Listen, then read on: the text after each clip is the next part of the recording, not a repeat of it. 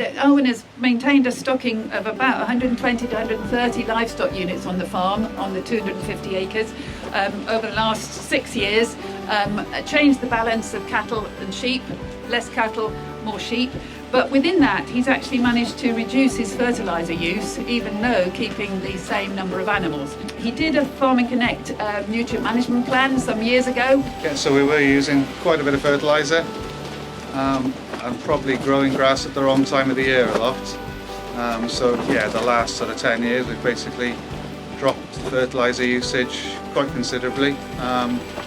Tried to incorporate more clover, tried to improve the lays quite a bit. So the last 3 years we've not actually put any fertiliser on the grazing ground. We are still using it on the fertiliser, using fertiliser on the silage ground just to make sure we've got a good crop.